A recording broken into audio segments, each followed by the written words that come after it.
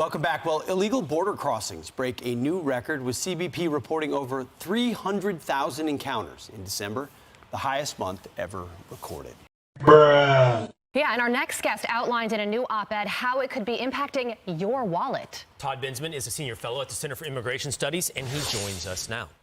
Todd, tell us how this crisis, which is a crisis that has been acknowledged almost by everyone except for the President of the United States, affects everyone's wallet.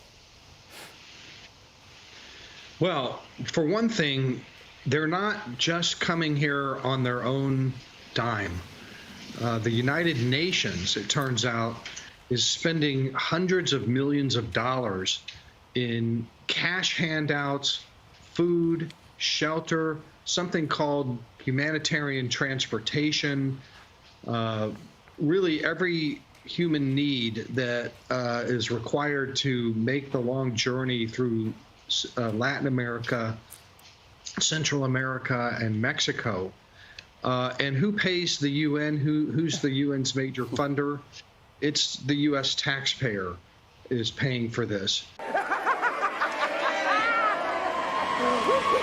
How do we know this? Because there's a brand new budget document that the UN puts out for 2024. They're going to spend $1.6 billion to help 3 million illegal immigrants move through 17 different countries. What you talking about, Willis? Of Latin America and the Caribbean and Mexico. And that includes $370 million in cash cards, debit cards, $25 million in transportation assistance to help them move through.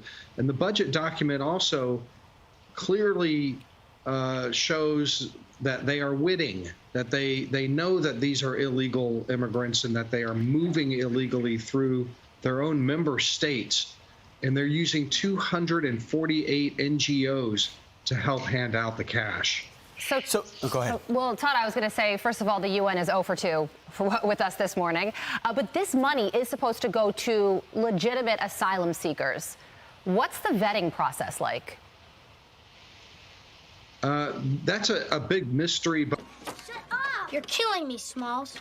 But you know, I've been down at the border. I've been to these waste stations. I've interviewed the illegal immigrants who are receiving this. I've had them show me their debit cards, the whole thing.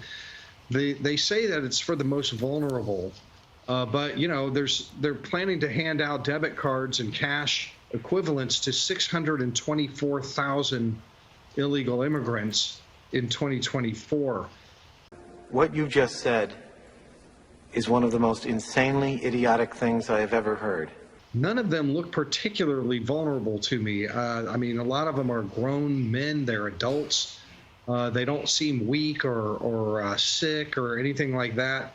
They say it's for the most vulnerable, but I don't see it. I'm sure there are some vulnerable people that are receiving this cash aid, but I also think that they just want to help as many illegal immigrants as possible move to the United States, and they know it and they say it in the budget document, which is linked in my New York Post and the Center for Immigration Studies piece that I published on this matter. I think you're exactly right. There's an agenda there. So just to be clear for our audience, we're funding the UN.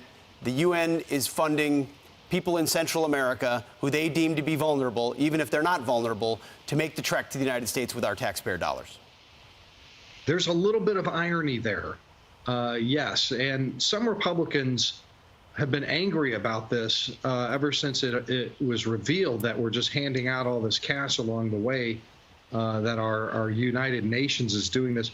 Look, a lot of the money is earmarked by the White House, by the State Department, and goes straight to the United Nations High Commission on Refugees, UNHCR, and the IOM, the International Organization for Migration.